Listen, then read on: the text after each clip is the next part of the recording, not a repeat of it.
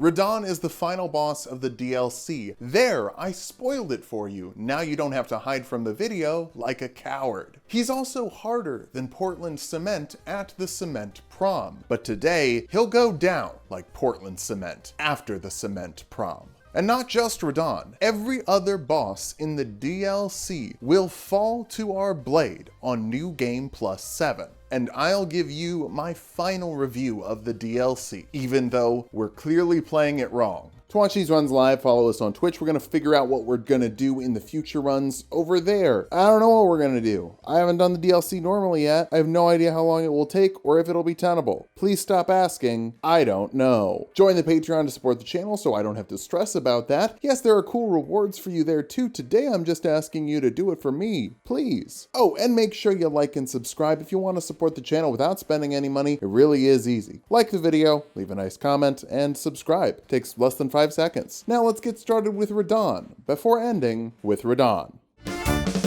Can't read mine, no he can't read my poker face. Idea number 1, get a big shield, like that big shield we got from the Black Knight. Then pair that with the sword lance from Commander Gaius, because it's a heavy thrusting weapon and we can hold the shield up and still poke out. Should work great. I've been told this is easy mode for Radahn. Haven't reviewed that on NG+7, but it's no different, and actually I'm just a baby. This is working better, at least for phase 1. Almost all of the swings do just physical damage, but the meteors are still bad. In fact, they're worse with the shield. I don't know why, but for some reason, if you block the meteors with a shield, instead of just standing still and letting them dome you, it burns all of your stamina and does 75% of your 60 vigor health bar from full with the ritual shield talisman. But if I literally just stand still, it does like 30% of the health. By all accounts, it doesn't make sense. Here's where the shield falls apart really though. Phase 2. You see, in phase 2, it's not just physical attacks. Every physical attack is followed by a bunch of pillars of light. Wait a second, power stancing? Pillars of light after every attack? Banger, mostly choral soundtrack?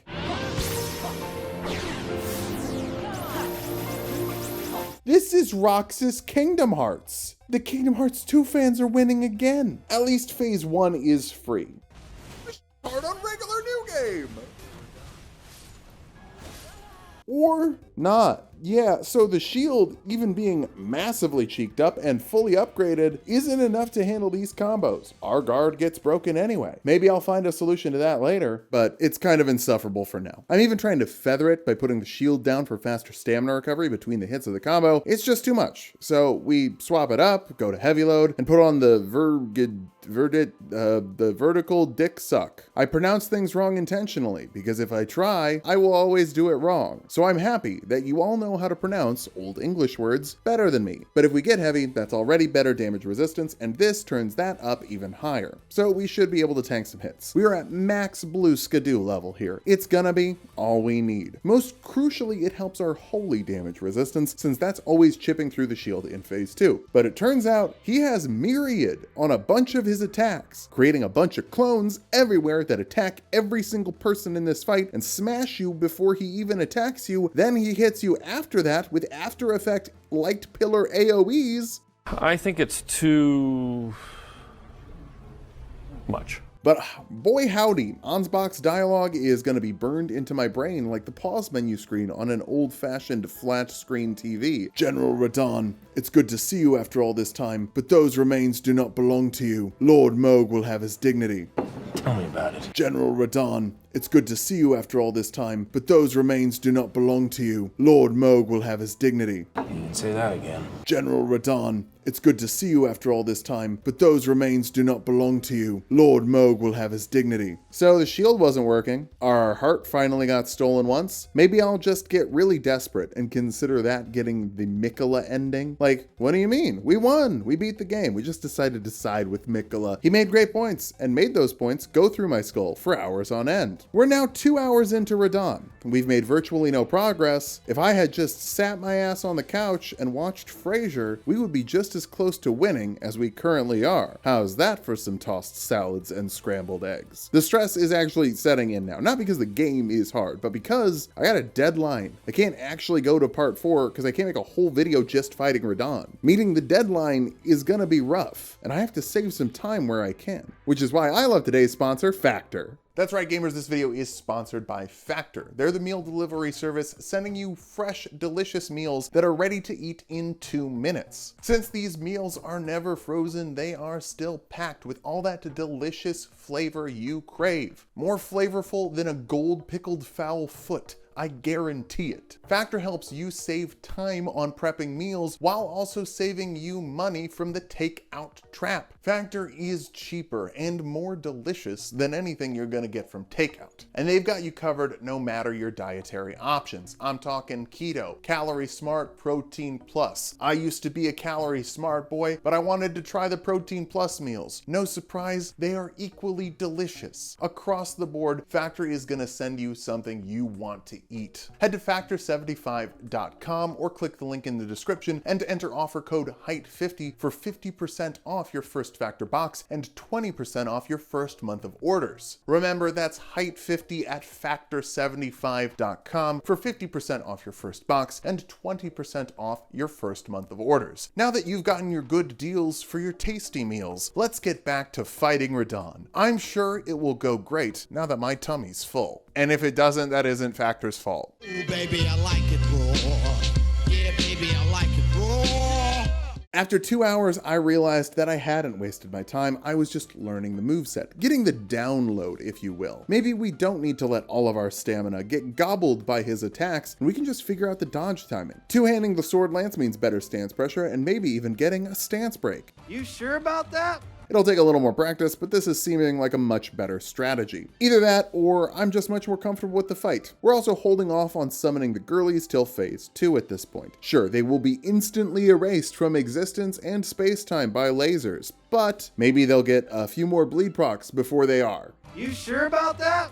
After spending a little more time in phase 2, I think there are some things about this fight that might be a little unfair. Why does he get to become invincible during his hyperlight clone attacks? I understand why he's invincible during the grab. Well, I mean, like, no, I don't, but I understand why they made him invincible for gameplay reasons. The grab is really slow. If it left him vulnerable, our strategy would just be sending out one of our NPCs as bait so that the rest of us could combo the hell out of him while he's giving them his special hug. But for an in-universe fight reason, why does he get immune to damage while he's hugging someone? Anyway, I've made my peace with the grabs giving iframes. That's not what I'm complaining about here. Him hitting the hyperlight button to attack you with combos that make more AoEs that stun lock you into further combos, and you can't even punish it if your spacing was immaculate enough to get a hit off, that sucks. Oh, also, when he makes the nuke, you can hit him, but even if you get a bleed, he doesn't flinch out of it. That's one of the very few things that shuts off the Ducky Dance hyper armor, and it doesn't work on Radahn. Whole fucking world's against this dude, I swear to God. We're hitting phase 2 more consistently, but we're also burning through rune arcs. Rune arcs we've collected over 8 playthroughs. Remember, this isn't even part 3. This is actually part 4 because it's built on the bones of the 1320 bosses run. I thought we'd need them for NG+7 Millennia, but no, it's all for Radahn.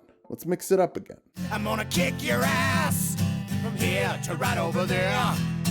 Okay, so when did we level up the karate attack? Off screen. My girlfriend wanted to play some co-op together, and this was the only save file I had any blue skidoos on, because remember, this is still the only DLC I have experienced. Since I wanted to try karate, I maxed it out, and it was super fun fighting bosses with her. Legit, if you're not supposed to summon friends to fight the boss or whatever, why is that so fun? We thrashed the Lion Guardian in a few attempts, then thoroughly dunked on Rolana after like 20 minutes of trying. Even just running through the legacy dungeons was rad. I've said that I hate invasions in the past, but I'll be honest, getting invaded was kind of fun. Every time we beat those phantoms, we gave them the old Boston tea experience. We have no footage of this because I was just playing the game and enjoying it for the first time in 2 years. God, this game is fun. Anyway, Ansbach is not supporting my karate dreams, but that's kind of on me because I was rolling backwards and not into the attacks of Radahn. Radahn isn't staying in one place, and therefore Ansbach is just trying to catch up. I'm wasted on cross country. We dwarves are natural sprinters. But here's the idea with karate. attacks faster, stack bleed faster. Pretty simple strat, actually. We also have the Foot Fetish Talisman for more kicking power, and the Combo Talisman to boost our damage and maybe do a little more flat damage. This wasn't working though. The reach was bad, the whiffs were bad. Sword Lance is just better, so we go back to old reliable. That has never been reliable because it's never won. I guess that's actually very reliable. It just loses reliably. This might seem very negative, but like, I don't know, it still isn't. I'm loving this fight. I'm just a little burnt out making the content because of the deadline stress. I'd happily spend weeks locked against Radahn if it was for fun. Hell, that's what I did against Malenia my first time playing the game. And then I was like, I'm never gonna fight her again. Now I watch her pretty regularly. The final boss of the DLC of the super hard game should be super hard. Don't you want this to be the hardest boss you've ever fought? Is that not what you paid $40 for? Certainly hope you didn't pay $40 for new spells.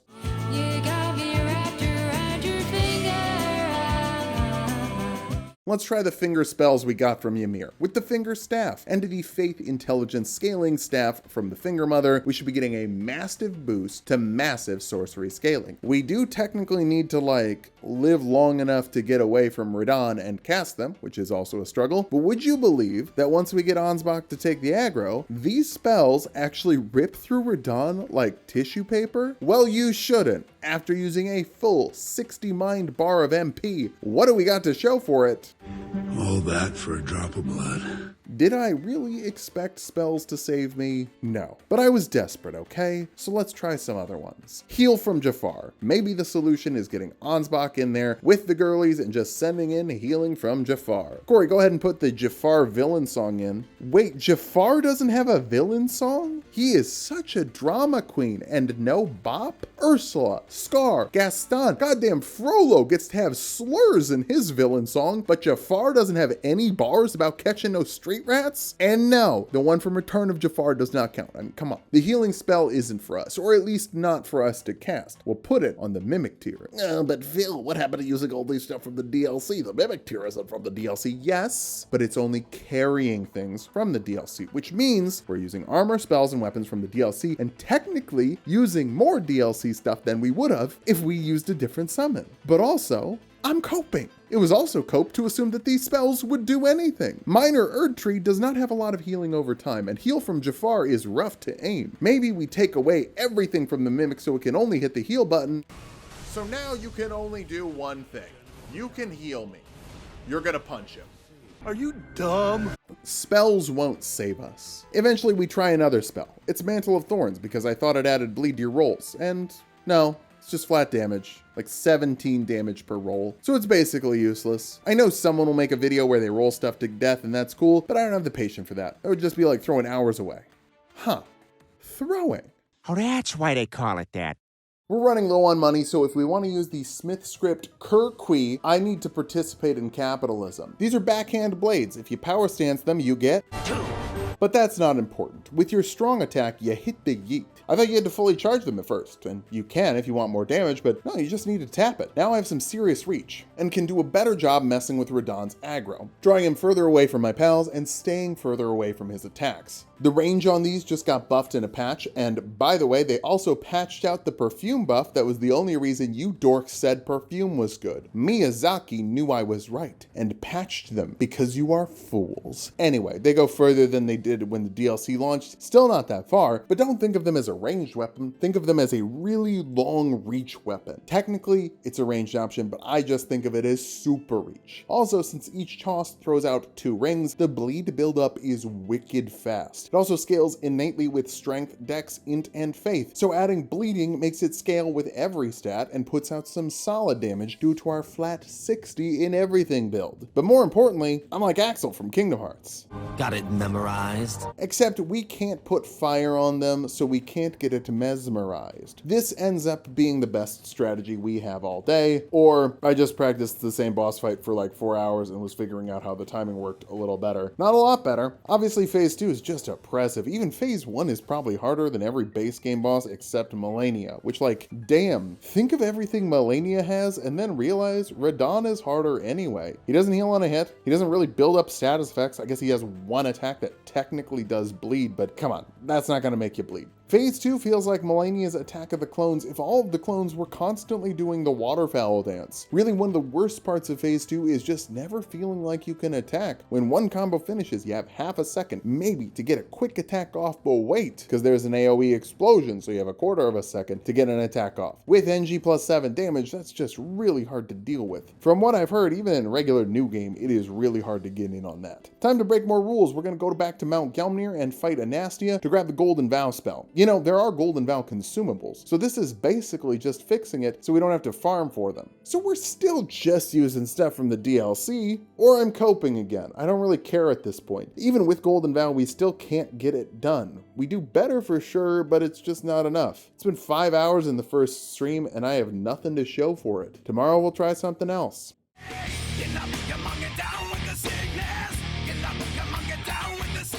So at this point, I looked up what other people were doing to beat Radahn, hoping to find out what the solution was that would work for them, that would work for me in NG+7. And 99% of them were using Rolling Sparks, which just got patched out. But I did see one person with a thick-ass fire golem named Telu. So I guess, let's grab Telu, swiftly.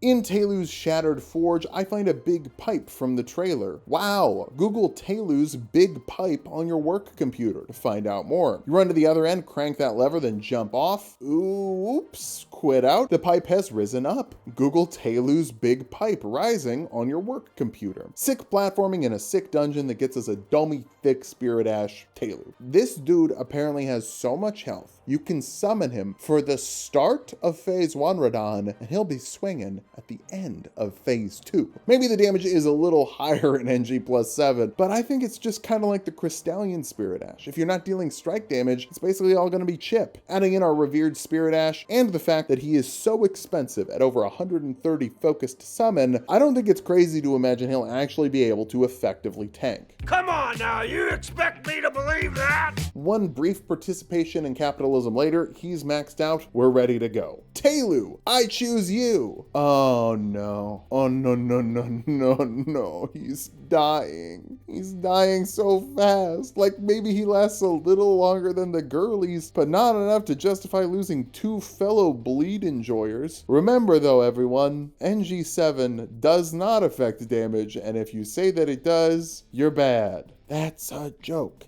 It's not true. I am lying right now. NG7 adds a lot more damage. Literally, nothing is working. So I've decided to try and give up and just try every other boss first. Before looking up guides, because some guides have been a little... Let's go for the bosses I remember from the overworld. First, a ghost flame dragon, by where we got our first weapon, the Great Katana. Like I theorized, it is weak to holy, so Sunflower just kinda bonks it. Its moveset is jankier than a normal dragon's, but less janky than an ancient dragon's. I don't know why they felt the need to make a mediocre dragon, but hey, all good, pretty easy all things considered. Next boss is another ghost flame dragon, but this one has a bunch of soldiers fighting with us, until they decide to just fight us instead. Hey Einstein, I'm on your side! A little more annoying, but still not all that bad. Now we've had 2 ghost flame dragons, but what if we had a third? This one is in the Cerulean Coast, and really, just for environmental reasons, it's probably my favorite, or it would be if it didn't summon skeletons. I guess this one's also a Tibia Mariner? Okay, the skeletons aren't even a problem, until I need to warp out. Each of those drops an ancient dragon somber stone. I thought they'd just drop dragon hearts, so I guess it's a little better than I expected, but not much. Next up is Deathrite Bird, but oh god, why? We're bonking it with our flower until we realize we've got the power of fast food. Other guys will just feed your lines, but I'll take you to Mickey D's. The Golden Arches spell is pretty good for Deathbirds, hitting their heads and whatnot. Range is a little shorter than I'd like, but if you're just looking for a quick spell you can use to hit Deathbirds in the head with holy damage, consider McDonald's. A bunch of the bosses are down by Templetown Ruins. Maybe I should get a grace there or something, but not this time. We have to scoot down some graves. Platforming is my favorite thing to do. That's why I play the series that didn't have a dedicated jump button until there were 7 games. Now, what does that Rivermouth cave do? It goes down into a pit of bloody demi-humans. oh snap, this has to be a Deacons of the Deep situation, right? Well, what if I were to simply bait them all one at a time with my Smith script Kirkwi? I'm great at baiting because I know so many of you have said it's not pronounced Kirkwi. Yeah. You think? Hey buddy, come up here. I want to show you something cool. I know you're going to like Blood Church or whatever, but just come up in this little hill. Nothing bad will happen. Part of me honestly wants to come back and do this just by cowabungaing in, but today we're stealthing. Something I've always loved in every video game. I'd never say stealth was boring because apparently that makes me a morally objectionable person. People can just disagree with y'all about stuff. This isn't a human right. It's just an opinion on stealth in a video game. The Blood Friend Chef has a lot of damage, and we get bashed up a little bit, but then we come back and don't get bashed up. Second try is the first try, if you don't count the first try. I love all these new bosses in the DLC. Blood Friend Chef, Ghost Flame Dragon, these are great designs. Who's next? A Tree Sentinel. Hey, I've seen this one. This is a classic. Well, we'll just bleed it down, then go find a surely unique boss, a second Tree Sentinel. Hey, I've seen this one. This is a classic. For some reason, this isn't a duo boss though. They're counted separately, and they both just drop a Blessing of Marika, which I would never use in any game because it's a consumable healing item. Sure, I might think Radahn is the final boss, but what happens when Godwyn shows up after and I don't have my extra potion? I don't want Godwyn to catch me with my pants around my ankles, you know? Are you sure about that? Okay, well, 2 reused bosses is fine. I get it. Maybe they have like a lore connection to the area. The next boss will be new. It's a Falling Star Beast. Hey, I've seen this one. This is a classic. I'm bringing out Telu because he can't bleed or be bled. Not that the Falling Star Beasts ever actually inflict bleed with their tails, but the girlies would just chip away. I mean, so does Telu. It's a Falling Star Beast. I think this one might have slightly new charge moves, but it's not that different for me to really register the difference. It drops a gravity spell I have no intention of ever using. I'm sure it will one-shot Mikola and Radahn if you use the dumpster pumpster tier and wobble on the dooply booply. But I don't have time for that. I just wanted the tail as a colossal weapon with massive whip-like reach, like it's some sort of great whip. Is that so much to ask for? Time for hell. Ancient dragons are not new bosses, and Sen sucks. There are so many problems with this boss, but let's just start with the basic ancient dragon problem. You can't lock on to the toes. That's not a ha-ha, Phil is horny for bad dragon toes joke. Personally, I've never understood a foot fetish, but no judgments. They're just the only part of the dragon you can consistently hit without spells. But hey, we have spells. Glintstone nails, and if they're half as good as magic glint blade, we can just lock onto the head and fire away. They suck. They suck really, really bad. I don't know why they do. I don't know why they deal such terrible amounts of damage. Obviously, it's because we don't have the dumpster pumpster tier and we're not wobbling on the doop belly and boopaleepy-dee-bee-dee. But yeah, we have the magic boosting physic tier on. We have the finger staff in our offhand to boost it. And we're using a casting focus that has 312 casting. So like, it should be okay. It kinda does a pest threads thing, but not really though. This shit just sucks. Other ancient dragon thing. They're not sitting still because their entire body is a wiggle worm hitbox slapping around and making everything horrible. Now, let's get into what makes this one specifically worse. It has a health bar, a big one, like a really, really big one. And why? Fortisax and Lanciax are at least glass cannons, but this is just a cannon with cannons attached to it that shoot cannons that explode into more cannons when they hit. Oh, other new problem, it's on the water. It's a lightning dragon on the water. Absolute sicko shit. But then, and here's the really funny part, even on the ground that isn't water, the lightning AoEs are just spreading out like they're on the water. I thought I was being a silly salty Sam, but after floundering to this shit for like 30 minutes, I paid attention to it and no, it's just all water AoEs every time, which means you have to dodge each hit, each initial lightning shockwave that follows each hit, followed by each expansion shockwave hitbox from the water. And with this damage, you die. You just die. This is the worst boss in the DLC. This boss is here so that if you get walled off to Radahn like I currently am, you'll go back to it and be like, well, at least this is fun. This is here to specifically not be fun. Think about it. We're on Jagged Peak. Bale is 20 yards away. An amazing dragon boss that's tough, but fair. They know how to make awesome dragon bosses. This shit is just dropped in here, given given super hitboxes and more health for no reason other than to make you have a bad time, but not even the fun FromSoft bad time. This shit is gonna rank lower than a Deathrite bird. Wow, you suck. Eventually we get it done just by throwing the Smith script Kirkwe at its head. Neat. Apparently Good Kush Gregory was supposed to be a boss, but I already killed him in the Lita fight, so that one's free. Let's hit up the Lamenter's Jail. It's called that because you will lament going through this area. A ghost says, no lamentation please, but they can't stop you from grabbing a prattling pate and lamentating.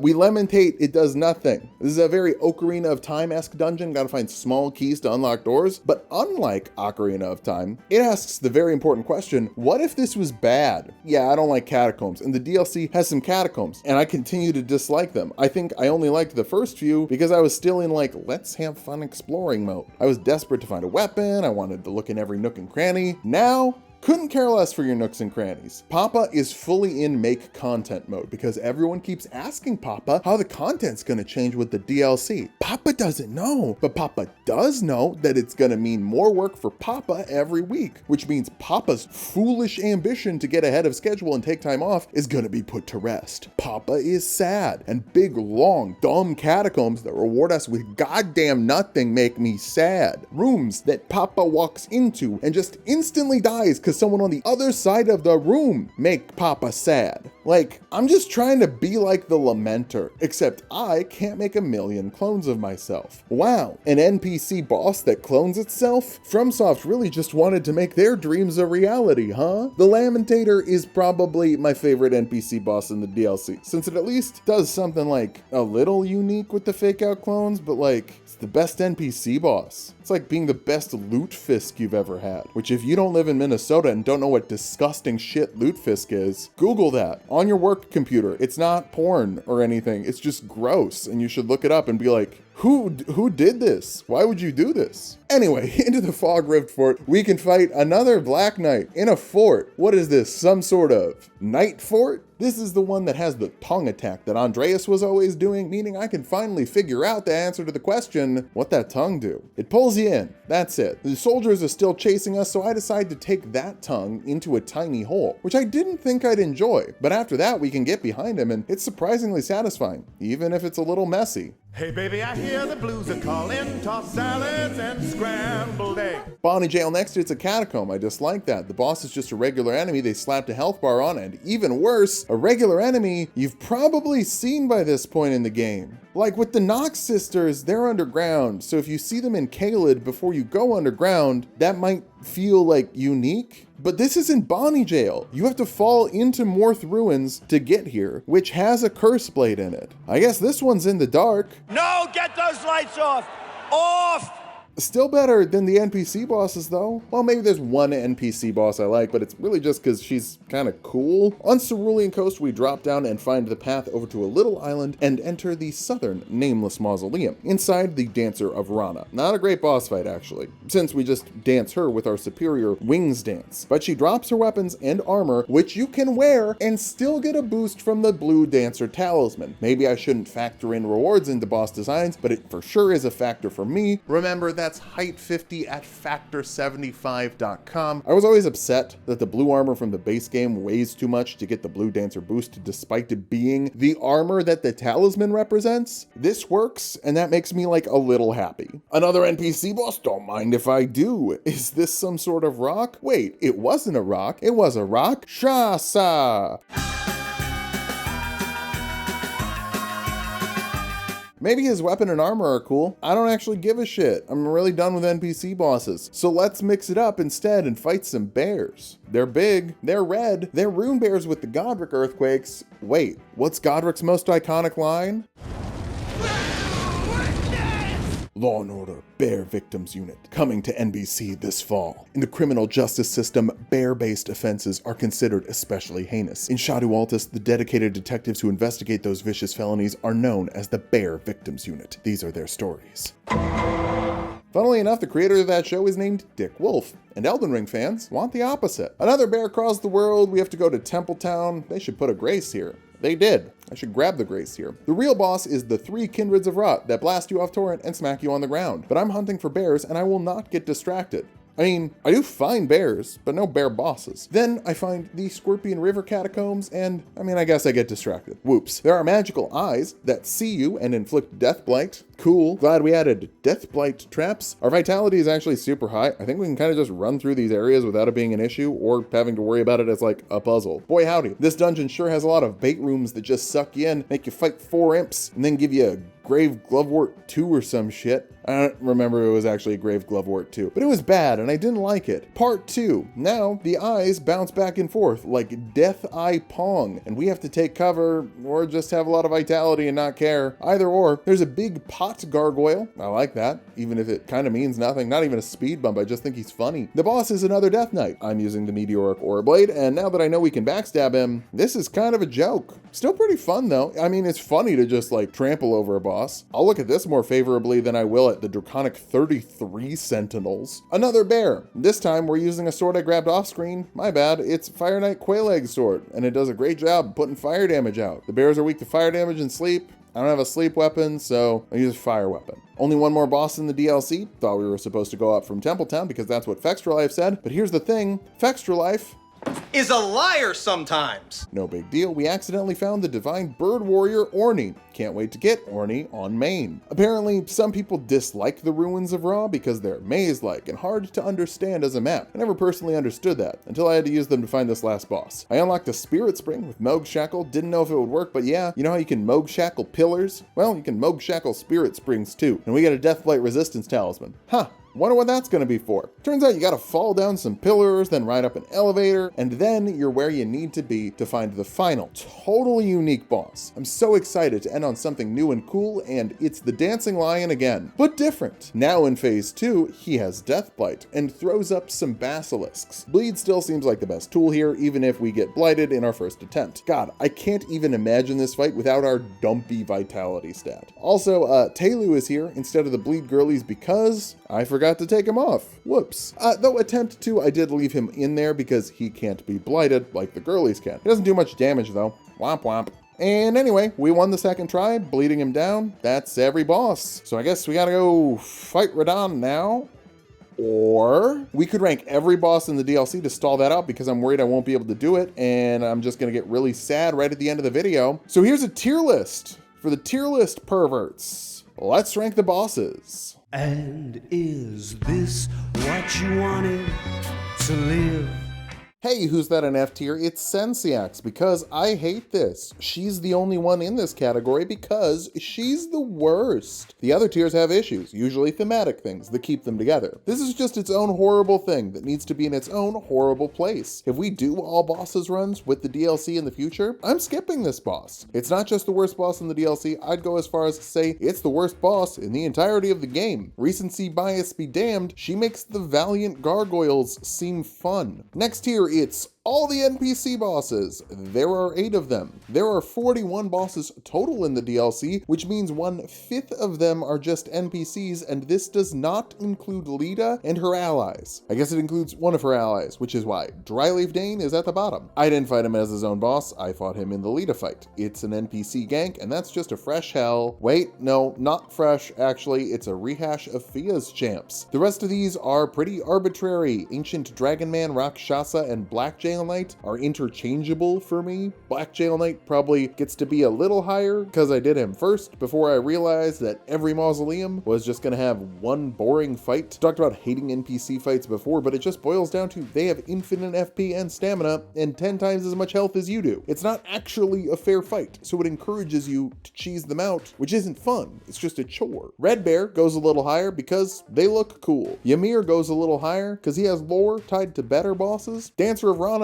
is the highest because I like her kit a lot. Oh, also, Corey had a great idea. If you beat the bosses, you should be able to summon them as allies for a boss fight somewhere else in the world, at least to incentivize you to do them. That would be cool. Finally, Lamenter is the best of the worst because it does something by cloning the Lamenter. That something isn't even good. It's just something to make it a little more interesting. Next tier, it's just all the bosses that are field bosses from the base game. Deathrite Bird is the worst because Deathrite Birds are still terrible, but they're more terrible when they show up after you paid $40 for new content. I don't actually hate Tree Sentinel fights, but the fact that there are 2 separate Tree Sentinel bosses within 20 feet of each other, and there's already 5 Tree Sentinels in the base game, makes me kind of salty, especially considering the hinterlands have no unique boss. It's such an important area for America's lore, and they just dropped a couple of equestrians in there, then called it a day. Speaking of, Falling Star Beast. I wanted a big whip with good stance pressure from their tail. Doesn't even have to crit. I just think it would be neat to have a colossal weapon that moved like a whip, or a whip with the stance pressure of a colossal weapon. It dropped a gravity spell.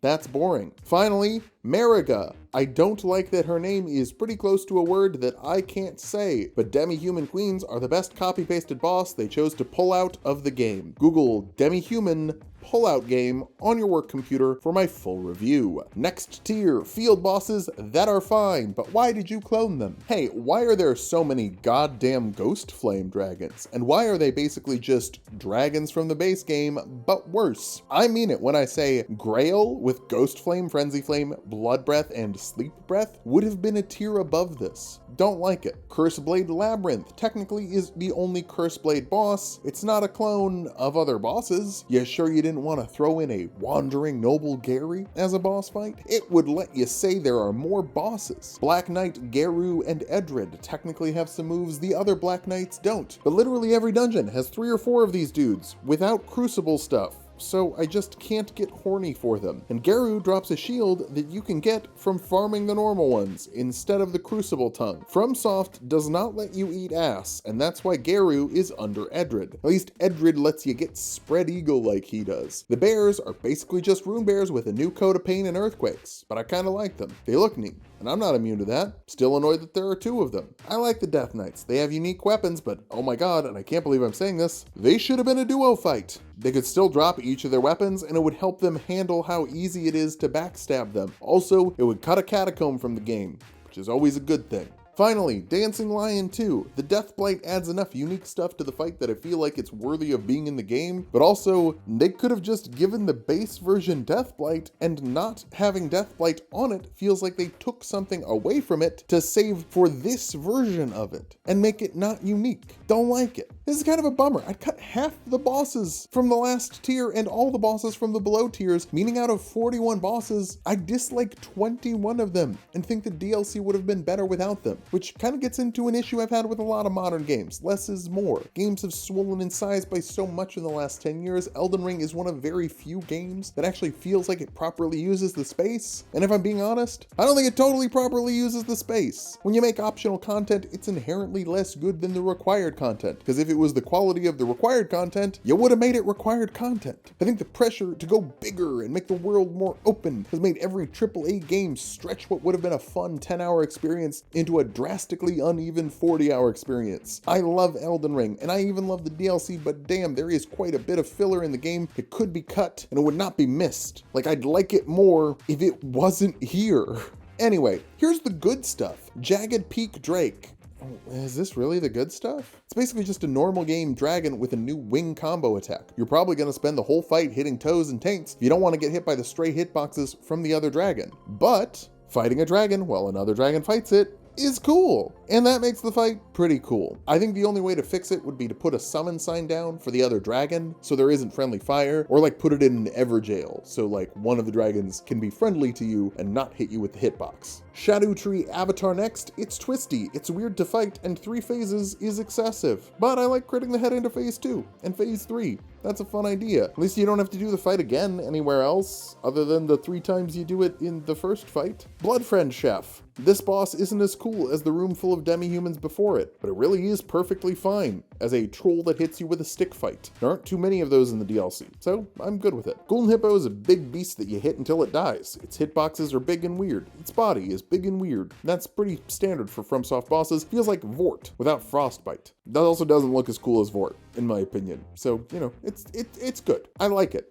It's just not really worth writing home about. Meteor is probably less fun, but it's got interesting lore about the fingers. It looks weirder and more fucked up and reminds me of Bloodborne. Oh, Bloodborne. Kind of what I mean when I say a smaller game could be more effective, and also where expanding the game for more content, like the Chalice dungeons, fucking sucks. Putrescent Knight. I don't really know much about this thing. It's guarding St. Trina, but I like the fight better than Meteor, and it's fun to cowabunga down into it. Seems like it should probably have sleep instead of frostbite. I can also see why there aren't bosses that have sleep, because that would be terrible. Fair choice. Ons is not an important boss. There are technically little Onses out in the world, but, and hear me out, he's neat, he's fun. He can parry you, he gets into the speed of the game, and hints at how the new perfect guard mechanic works. It's new to this game, at least. Jory Elder, I hardly know her, Inquisitor, I hardly know her, is pretty fun. Reminds me of Deacons of the Deep, and I like a mob boss fight. Why is a mob fight better than a gank fight? Well, you can just grab something big and dumb and start swinging. Unfortunately, I did this fight with a tiny weapon, but I still kind of like the fight. Next time I'm gonna go in with something thick. Consort Radahn is too fucking hard, but I don't think that's a bad thing. I want FromSoft to aim for making the most tough but fair bosses, and I'm kind of fine with them overshooting it sometimes. It's not always gonna be a bullseye. Radahn is for sure harder than Sensiax, but it's a lot more fun to fight. It doesn't matter that we fought Radahn in the base game. This version feels totally unique, while also having a familiar enough look to be weirdly nostalgic. I mean, the game came out 2 years ago, so yeah, you can be nostalgic for that. The music is sick, the story is fucked up in a very Game of Thrones meets FromSoft kind of way, and Phase 2 looks really cool. It crashes weaker systems because it looks that cool. Honestly, I just wish this was another place you could summon some more people. Make it a recruiting campaign between you and Lita. You get an NPC, she gets an NPC, and then everyone you've recruited dives in like the Radahn Festival. Then he can still be dummy hard for people who want to fight him solo, and more manageable for people who care more about the story. Midra is rad. The story is interesting, the cutscene draws you in, and it's super fucked up. And he just looks really, really weird, like a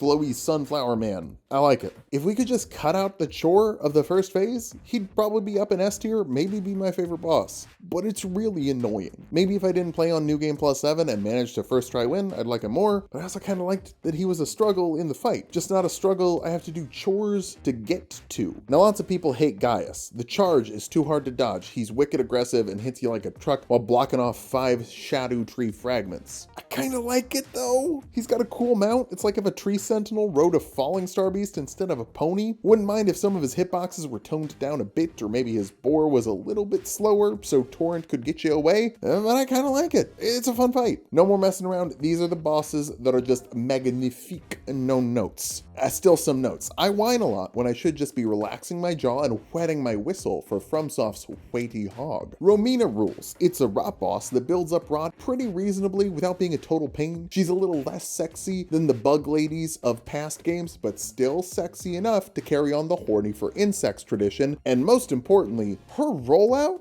is like fair. Oh my god, is that allowed? I love it. Really. I just wish that she was a little harder, maybe had a little more health. It was kind of over before I got to enjoy it, sort of like how I feel about Loretta. Maybe I had too much Shadow Tree levels, but considering she blocks off the last area of the game, I feel like the implication is that you should do her late. Dancing Lion is something you should do early, and I think they're a great introduction to the DLC. The cutscene starts and you know you are in for some shit. Big stomp you down until you learn energy, like Margit brought to the base game. 3 different phases for phase 2 also makes everything feel a little randomized. Every fight feels different when you go back in there. They're really only hurt by the clone later in the game, and the fact that fighting them feels unnecessary. They unlock an elevator to Enia Ilum that you can't get to until you beat Romina and burn things down, which already teleports you to Enia Ilum. So like, why are they here? What do they really do? It's just kind of a fun fight that seems important and then isn't. A little bit of a bummer. Rilana is kind of like that too. She's really aggressive,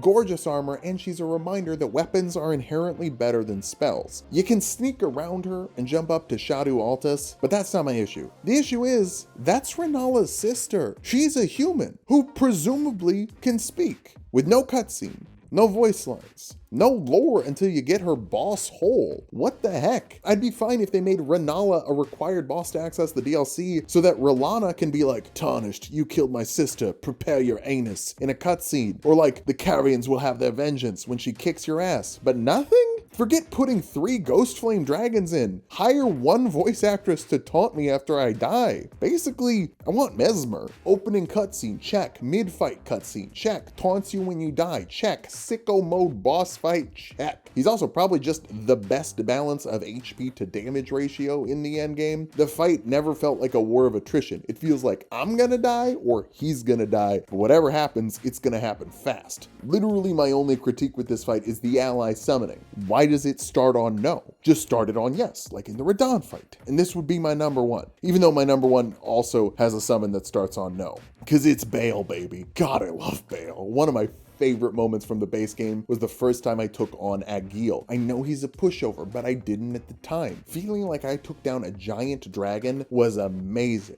Bale recaptures that feeling while making a boss that's actually hard. Hard, but fair. Hitboxes drop, you roll, you're fine. The windows are tight, but you can figure them out. If you screw up and get hit, that's cool. Get back up. You're not stun locked, you get to keep going. You want to fight the head? No problem. It's thick as hell, stays low to the ground, no wiggle wormin bullcrap. You'll get hit more, but if that's a problem, go to the toes. But you can't just stay there and hack away because he has get off me buttons to make you move in and out. Status effects are a valid strategy, but they're pretty heavily resisted, so you might just want to whack him hard. I guess I've never tried to spell casting against him, because, you know why. But it feels like a fight that you can tackle in whatever way you want and get this epic showdown with a big bad dragon that messed up Placidusax. Oh, also, I hate Placidusax, and this boss messed up Placidusax. Another reason to love Bale. But most importantly, Egon. Egon is the single best NPC summon in the history of FromSoft. I love you, Alex. I love you, Sigurd and Solaire. You're a groomsman at my wedding. But Egon is the GOAT, and he is spitting absolute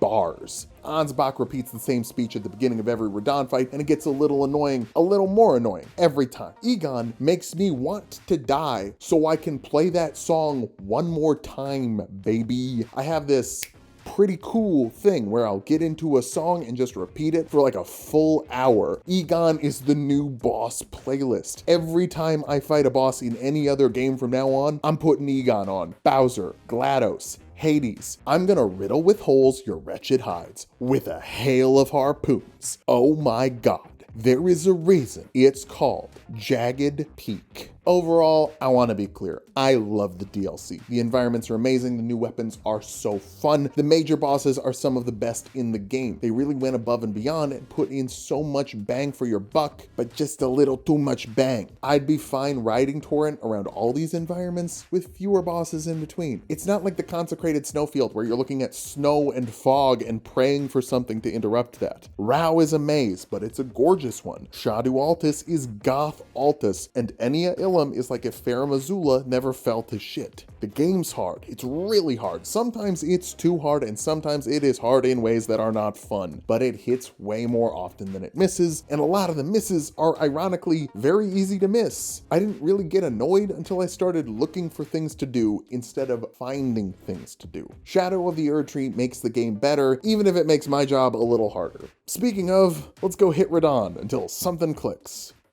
There was something in the air that night. The stars were bright. So apparently I misunderstood how the deflecting hard tier works from the one furnace golem that I actually took on. It says it enhances spontaneous guard for 5 minutes. And I said, wow, what does that mean? Apparently, if you bring your guard up right before an attack, you take way less stance damage, and it makes Radahn's combos bearable. Now, there are probably a lot of comments explaining how this works because at the beginning of this video, I was using the shield, and everyone feels the need to tell me that actually, the shield strategy only works with the deflecting hard tier. So what I would ask is that if you have some extra time in your day, everyone please comb through the comments and find the people who explain this thing that I explain later in the video and laugh at them and tell them that they're wrong, because I want them to experience what it's like to find out someone correcting them based on something they know from the future that they didn't know then, because it's something that drives you a little crazy. It drives you a little bonkers. It makes you go Joker mode. But be nice about it. It's just a bit at the end of the day.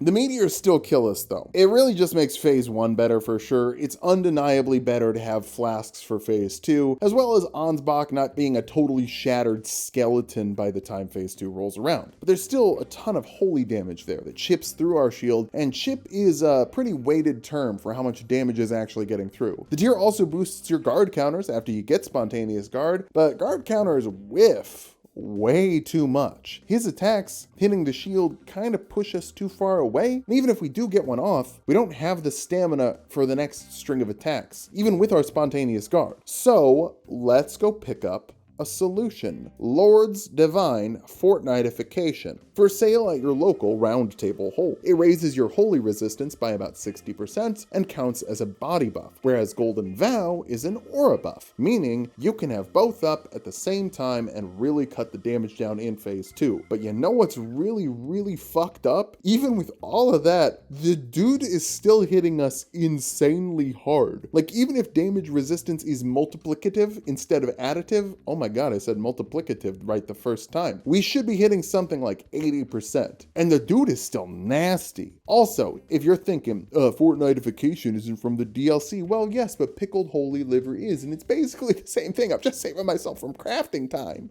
Sure, Jan.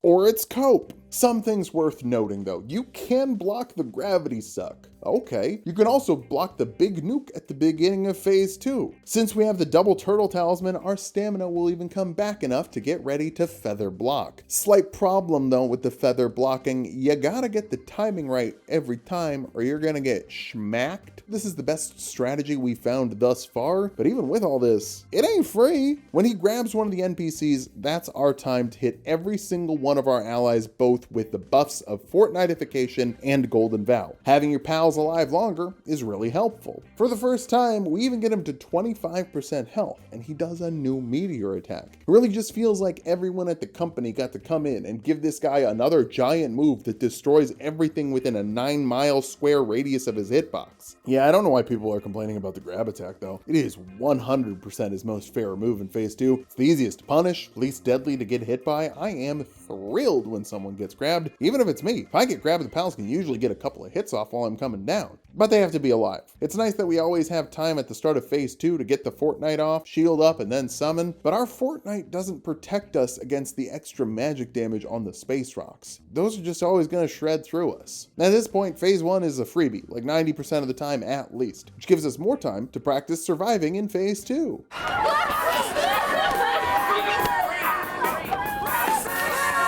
We're not taking enough advantage of the grab time. We need to grab the Erdtree heal from main game. That's not from the DLC. Hey!